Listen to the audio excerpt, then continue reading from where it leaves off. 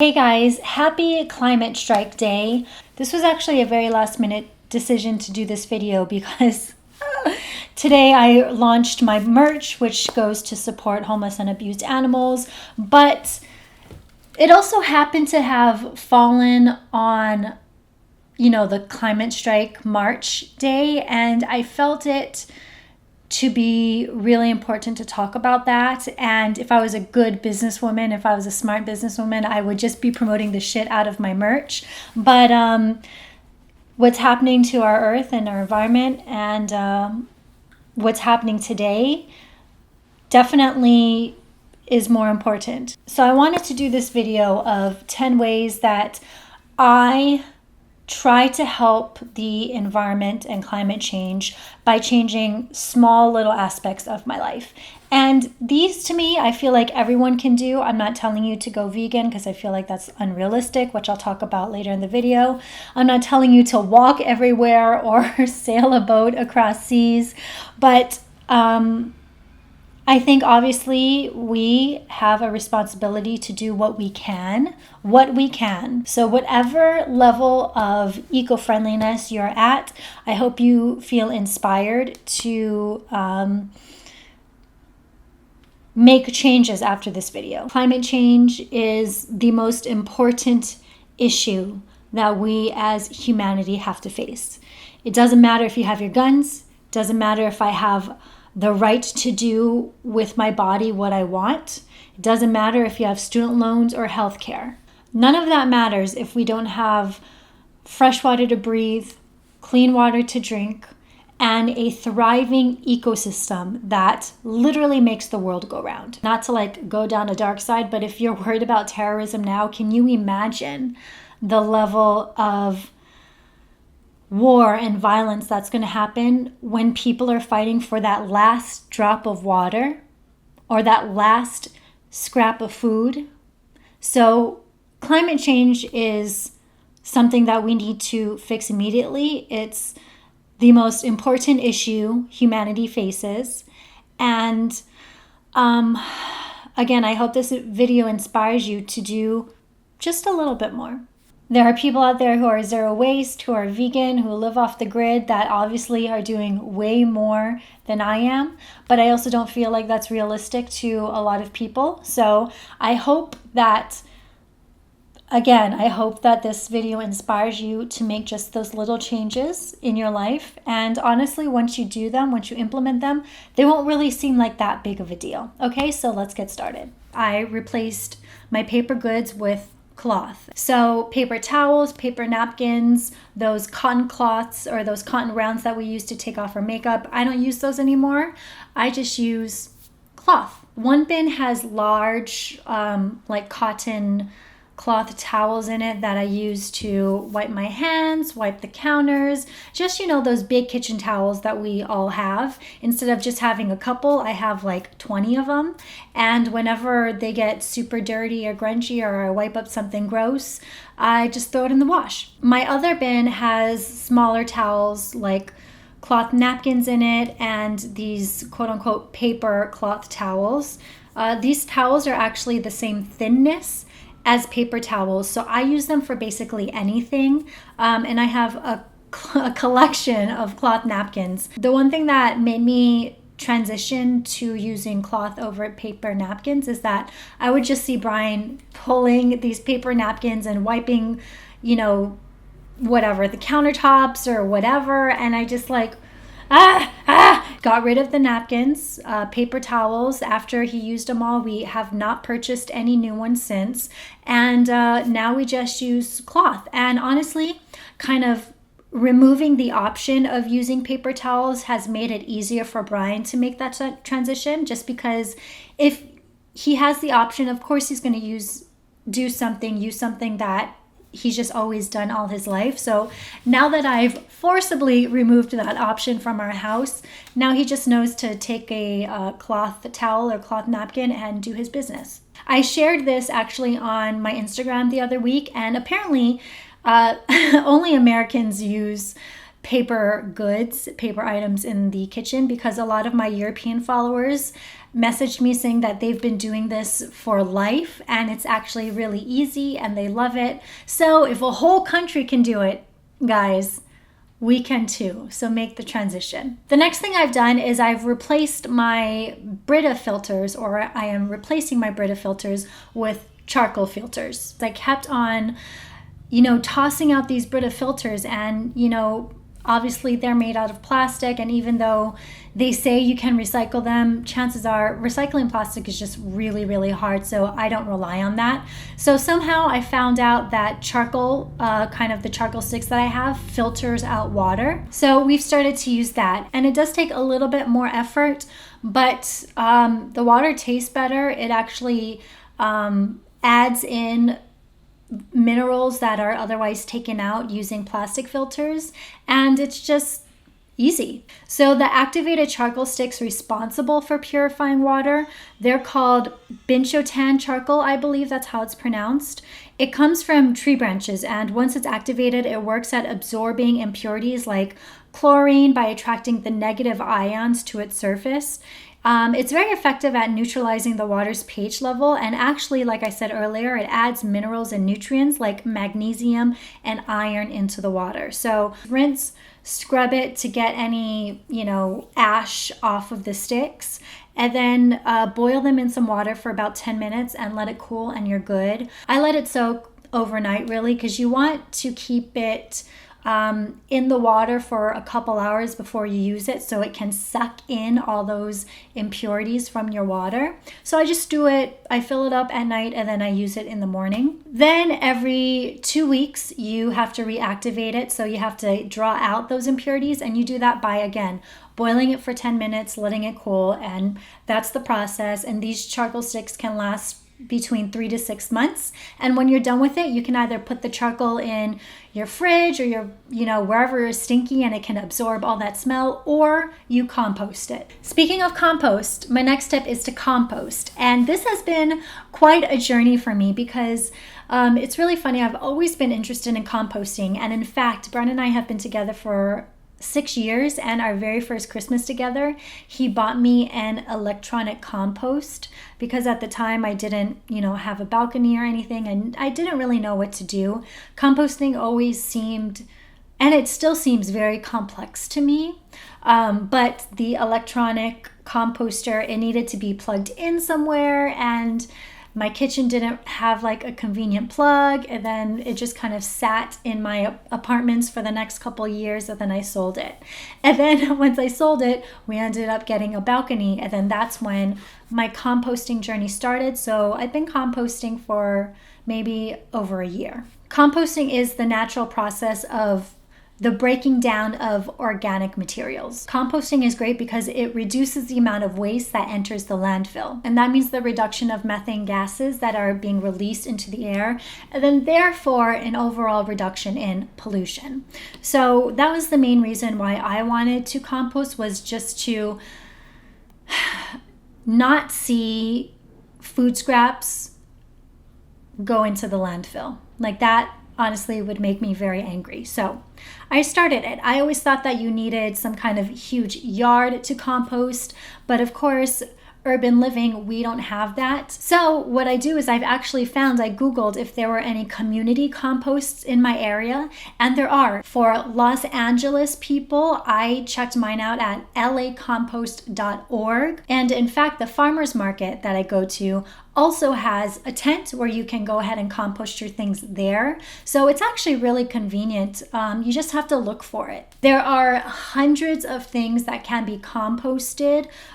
Food, obviously, hair, coffee grounds and coffee filters. I'm gonna go ahead and link kind of a website where you can look through all the things that can be composted in the description box. You can check it out and see if it works for you and your lifestyle. But it's really easy. So all you need to do is either buy a bin, which I have, and it has a kind of charcoal filter on top of it that prevents the smell from getting out. Or what I've actually switched to doing is putting any scraps, food scraps, in a big bowl and putting it in my freezer. So in the freezer, it stops the decomposing process, which makes obviously it not smell. And once I'm ready to go to the compost, because it's I mean, 10 minutes might not sound like a big deal, but in LA, it's kind of a big deal. So until I'm ready to go on that side of Los Angeles, I just keep it in my freezer. And then I know that it's ready to go when I'm ready to head to the compost. There's so many things that you can compost, and anytime you can avoid things entering the landfill is a win. One thing that I just started doing, and if you saw the video on it, you know that I'm still a newbie, and it's growing herbs. I originally wanted to start an herb garden because I was just sick of spending $2 for a bunch of cilantro every time I wanted to make pho. So for me, it was more of like an economic aspect to it, to why I wanted to start my herb garden, but it has transitioned into me really appreciating how much work goes into the food that I buy easily at the grocery store or farmer's market. We are so far removed from the growing and farming process in America that we don't realize how much effort it actually takes to grow one bunch of cilantro and how quickly that goes away once you're done with it. So it has given me a really true appreciation of where my food comes from and how much work is put into the food that I eat. So what I've done is I've adjusted my herb garden to add more herbs that I actually eat. So now I have 3 things of cilantro growing instead of just 1, 2 plants of basil, a couple plants of peppermint for tea, and that's really it for now. I'm just trying not to kill them, in all honesty, and sometimes it works, sometimes it doesn't. One thing that I learned quickly is that you kind of have to pick your herbs instead of like cutting it from the bottom and using it, because then the herbs can't regrow. So it's been a learning process for me. I'm quite slow at learning when it comes to things that I'm just not familiar with, but we're getting into the groove of it right now. I know that having a space for a mini garden, or more importantly, the correct light, might not be something everyone has, but just know that if you do have the opportunity to definitely take it. Again, it has given me a really true appreciation of where my food comes from. Speaking of food, is we've gone into meatless food days. I'm not vegan. I know this is going to throw some of you into a tizzy, but honestly, I'm not interested in if you're not a vegan, you're not environmentalist. The way we do agriculture as a whole is not sustainable. So if you think that just because you eat avocados that you're doing okay, remember where that avocado shipped from. And a lot of people can physically not eat plant-based or vegan. Just know I'm not into arguing with you about how being vegan is the only way to help the environment. I'm just not into that. That being said, I do recognize that big farm is a major cause of, pollution and methane gases and global warming. Going meatless at least one day can make a huge difference in your personal environmental impact. There's an Instagrammer who just launched her YouTube channel called Sofia Esperanza, and she makes really, all she does is do what I eat in a day vegan diaries, and her food looks so good. So I would totally recommend checking out her video if you need inspiration for meatless or vegan options. But for those of us who do eat meat or animal byproduct, just have the acknowledgement, respect, and appreciation to remember that there was an animal who died to give you nutrients. So just, respect that, be grateful and thankful for that.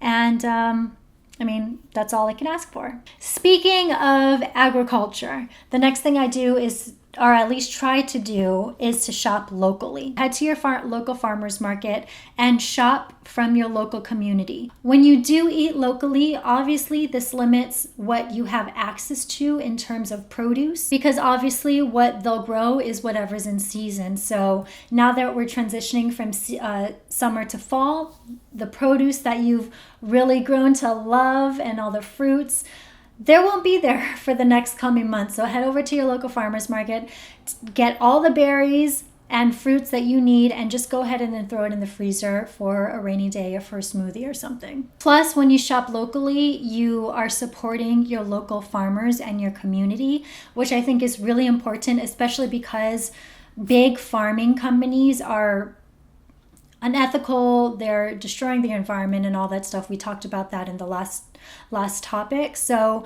just support farmers, businesses that do good by you, do good for themselves, and do good for the environment and for the animals and the produce that they are in charge of caring for, okay? Speaking of shopping locally, just in general, make smarter purchasing decisions. So I've mentioned this a couple times. I am getting rid of my fast fashion clothes and transitioning more into sustainability, women, female-owned businesses, local businesses, just to be a little bit more responsible with my personal purchasing power. The only bummer is the reason why everyone has fast fashion is because it's so cheap. Like, of course, Forever 21 can sell you a shirt for 99 cents because they have the money. But ultimately, that in itself is destroying our environment. So it is more expensive to be more responsible with your money, but I know I'm starting to have the ability as I'm paying off my student loans. I'm having the ability to do that more. So if you have the option to, obviously shop locally in all aspects of your life, please definitely do that. Again, I know it's expensive, so if you're a college student or a high school student and don't have that kind of money, I totally understand that.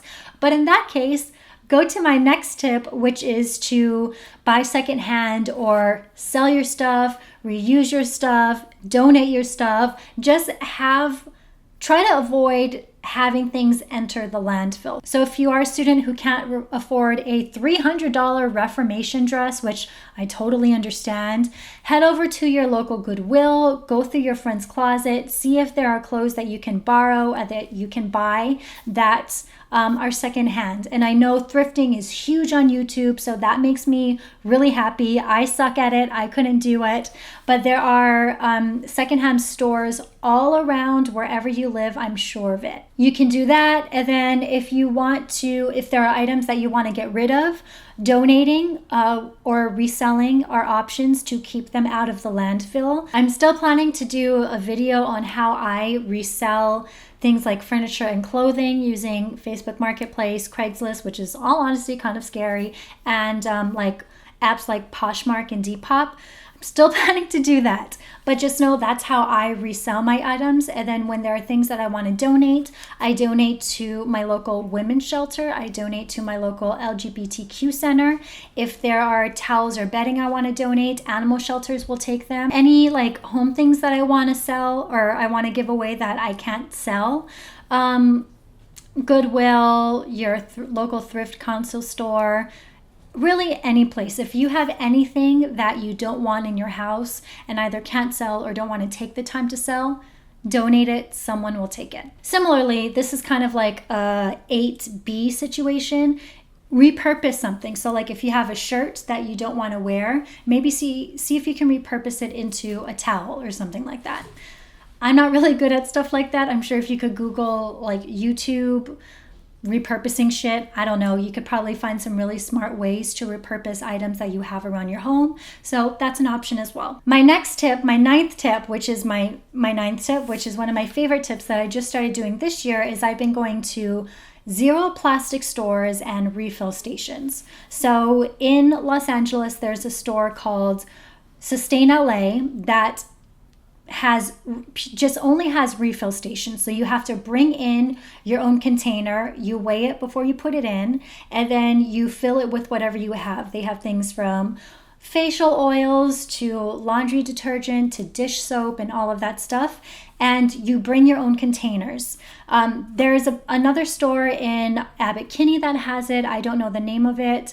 But there are stores like that popping up all over Los Angeles. So stay on the lookout for places in your area that might have something similar. For nuts, Whole Foods has refill stations for nuts and grains and all that stuff. So it's actually really cool. I really like it. Again, the same farmers market that has the compost station. Sometimes sustainably goes to my farmer's market and has a tent there, which makes my life really convenient, so I don't have to go to multiple places on a Sunday. It's just really cool. I know that there are places in Europe that have refill stations and zero waste grocery stores, which is amazing, but America still has to catch up to that. So again, it comes back to your purchasing power. If you have access to a refill station or a zero waste store, use your purchasing power to go to those stores versus heading over to Target and rebuying dish soap or hand soap or laundry detergent. The last tip I have, this has been a very long video, but I'm grateful if you stayed around. The 10th tip that I have been very vocal about is to make your voice heard. This can happen in multiple ways. Make your voice heard in terms of purchasing power, like we've been talking about. Spend your money on brands, goods, people that have the same values and hold the same morals as you and are held responsible for their ethical and sustainable practices. Make your voice heard at the voting polls. Support legislation, support community members who are entering the House or Senate or presidency that understand the importance of climate change and know how much trouble we're in right now. And if you're not old enough to vote, use your voice. Maybe head over to your local grocery store and tell them you don't want your coconut to be wrapped in plastic, or don't wrap your bananas in plastic. Make your voice heard. Tell your community, tell your government what you expect out of them. Because we as individuals can only do so much. We have to hold our government, we have to hold companies and big business accountable for what they're doing to our environment. So stand up, take a stand. That is what today is all about. That is what the climate strike is about today, is making our voices heard and demanding the change that we need in order to survive. Okay, so that's my huge preaching moment on my YouTube channel. I had one for women's rights, and here we are for climate change, and that's it. Thank you so much for watching. If you have any of your tips that you would like to share with us, please let us know in the comments.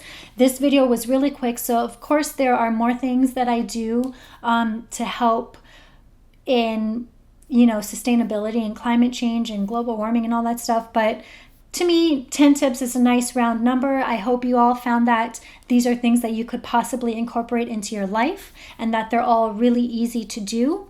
And just know that if you're walking around with a stainless steel straw with a plastic cup, you're not doing shit. Okay, so let's have some meaningful change, some meaningful conversation in the comment section. And I hope to see you guys marching on the streets today. I'm Aisha Dang. Thanks for watching.